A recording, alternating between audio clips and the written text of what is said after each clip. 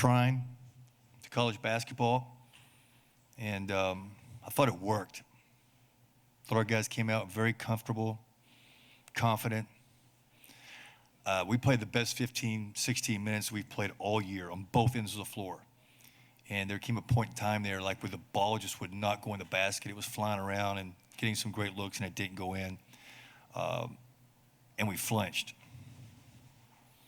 just like we did the other night on the road. And then we were able to recover the other night, dealing with a totally different opponent. Then I didn't think the second half we played very well. Certainly you got to give Kentucky a lot of credit for that. So I think it showed. These games are evaluations, and they always show what you can do well, and they show where you need to get better.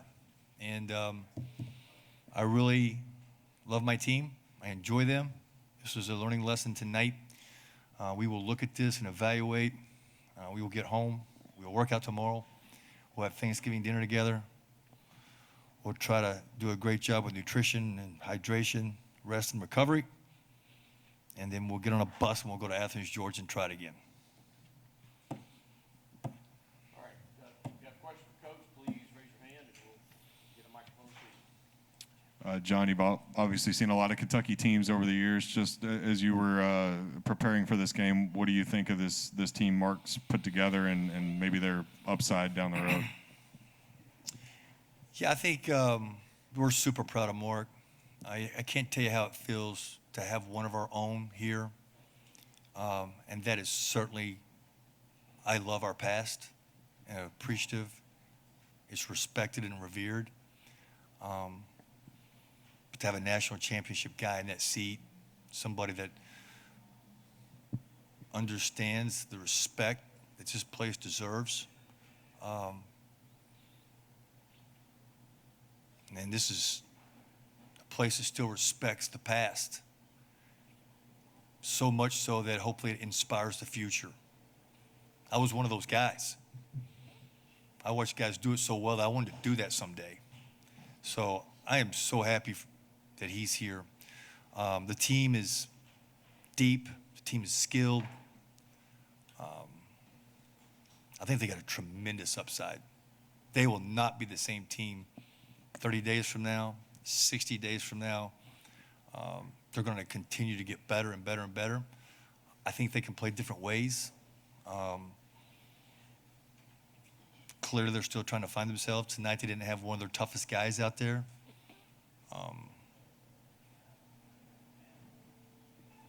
Cat's going to have a good year.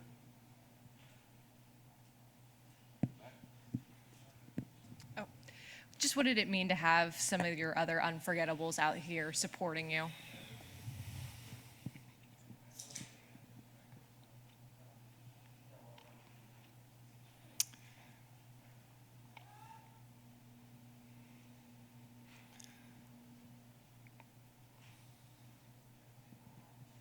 I'm probably saying it right now.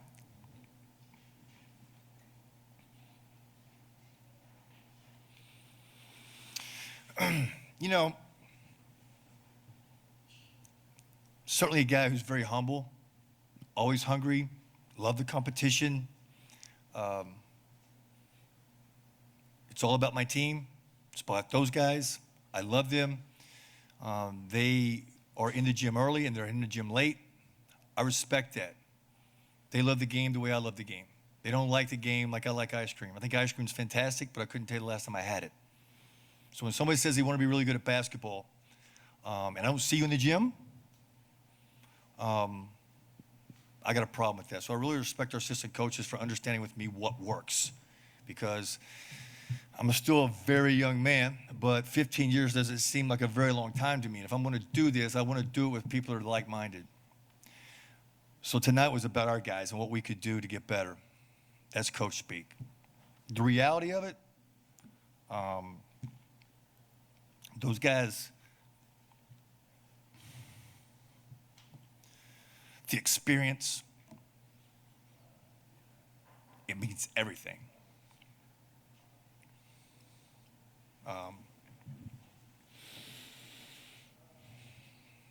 So when this whole thing started, I was back here with Reed Shepard and doing something for him, and Jeff and Mark showed up and said, "You want to play?" And I said, "Absolutely not." I went home to my point guard, who points everything I do wrong. "You're playing the game." I said, "I'm not playing the game." Called Darren, called Woody. They said, "You need to get back up here."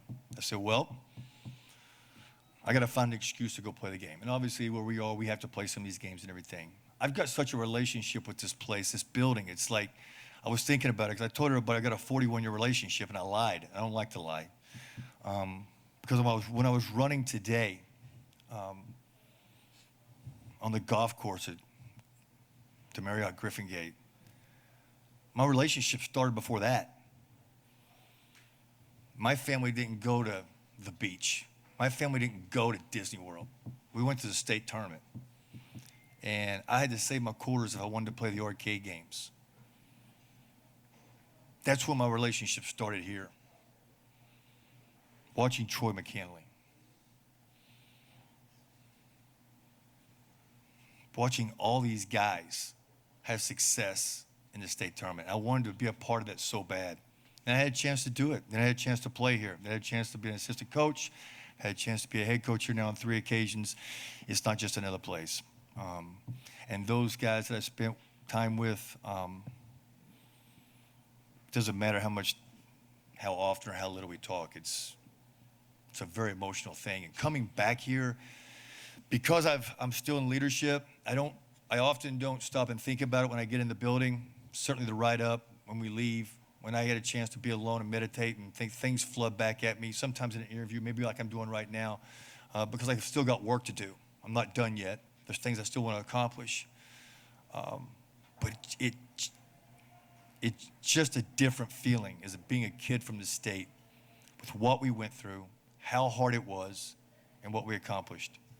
People ask me all the time about our team and how you feel about it, why you think Kentucky's so special. I'll tell you why. I'll try to say this the correct way. If I told you guys you could come and play at the University of Kentucky, the winningest program in the history of the game, you could play for a Hall of Fame coach, you'd go to the NCAA tournament year in, year out, and compete for a national championship, everybody would sign up for that. So did we. What if I changed this question? And I said, you can come to the University of Kentucky, where nobody thinks you can play there. They don't think you belong. Your coach is going to get fired. You're going to go on probation. And you're not going to be able to compete in the NCAA tournament. And it's going to be like the worst time ever. Like the Roman Empire has fallen, and the enemy is at the gate. And boy, were they cocky and confident. Everybody said it. They were unashamedly saying, well, this is the year we beat Kentucky twice. We're gonna beat them, and they don't sweep us. Those guys that you mentioned, my teammates, they're a different breed of cat. Some might even say unforgettable. All I know is they signed up in the best of times, and they stayed in the worst of times. It's really hard to put into words because most of it are feelings and experience. But we'll never give up on the University of Kentucky. We'll never quit. We'll never turn our back on this program. And that's why it's the winningest program in the history of the game. John, if you could walk into this building at night, be the only person in the whole building, what would be the first memory that you think would come to mind?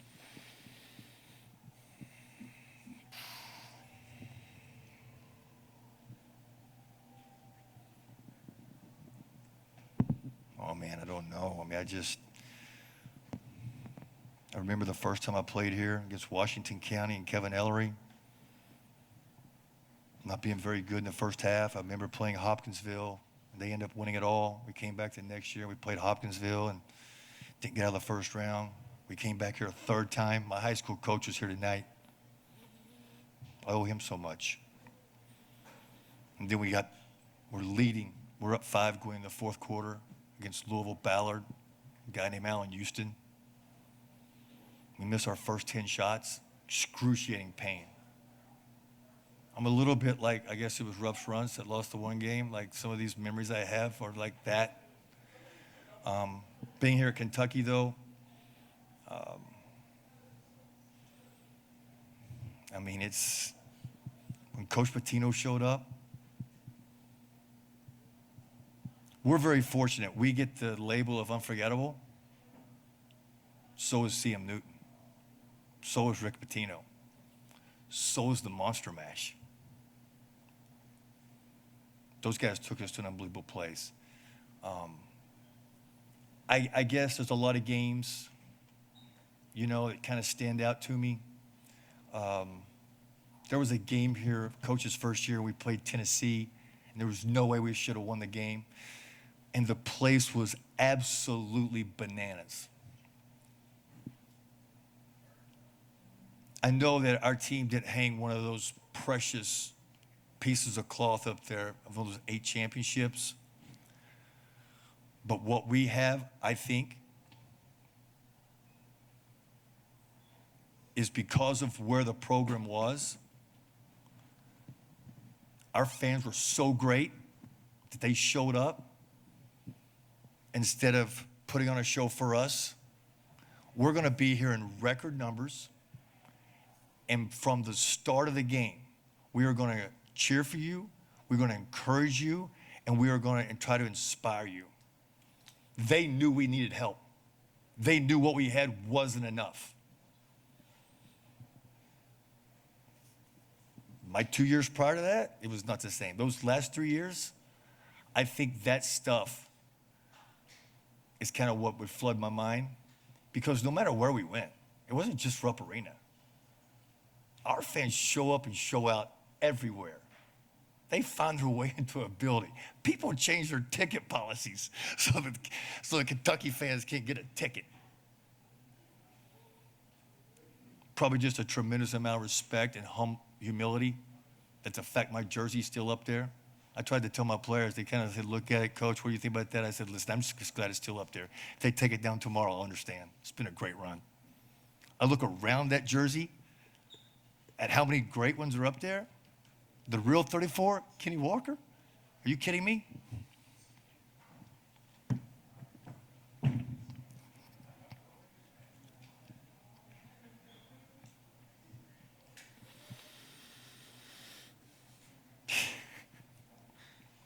Yeah, there's probably a good chance I'd sit down and act like this.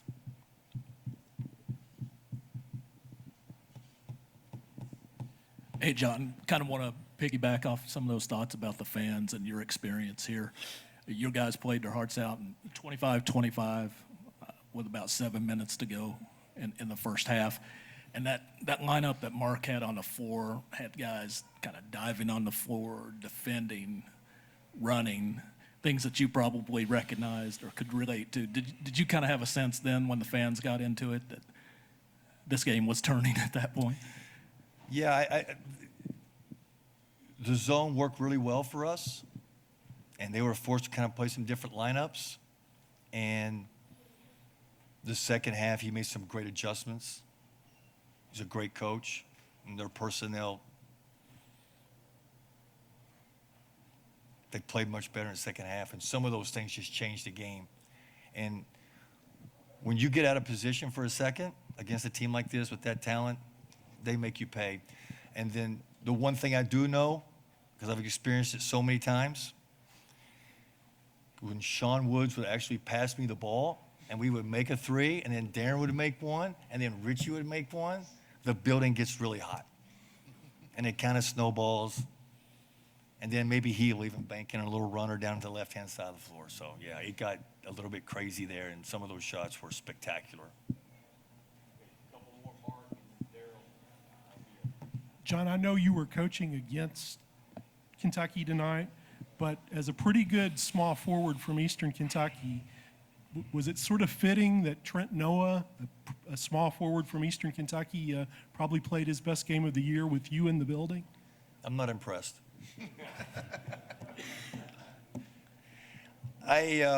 You're right. It's hard sometimes for me to see it all because I try to stay at 30,000 feet to see what's going on and to try to get my guys into the next play and make some adjustment.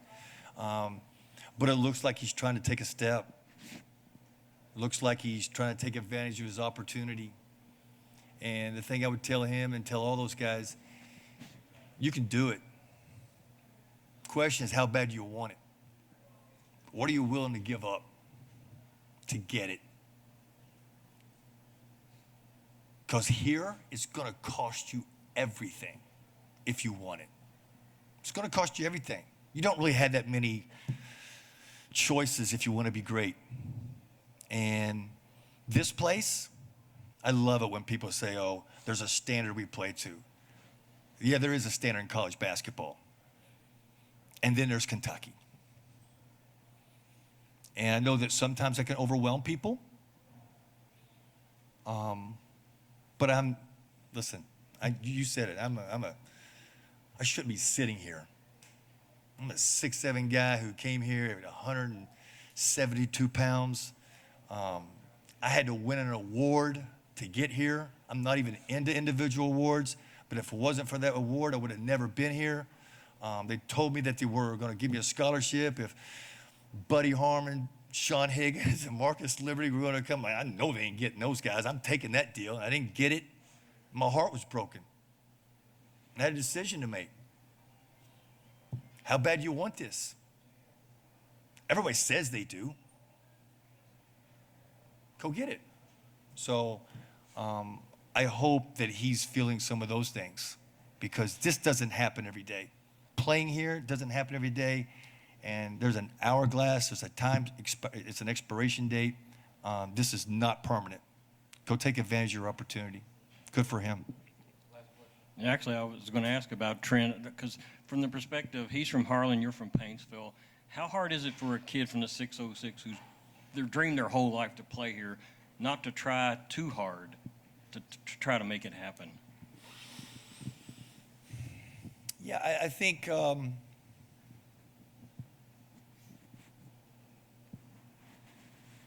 it's just different back there. So much so I got it tattooed on my left bicep. Puts it really close to my heart. I can remember we had TV. We had more than one channel.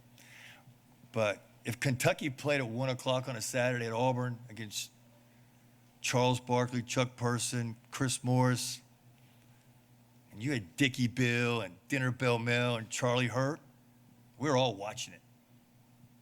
We were all watching it. And by 3:30, we're either on the playground or we're in the gym trying to do what those guys did. Just the way it is. I don't know. I don't know if it's us. I don't know if it's my parents. It's kind of like my Lord and Savior. I don't know when he showed up. I just know he's there. It's kind of the way you feel about this program. We love our family. We know we got to work to provide for that family. What's going on with the Cats?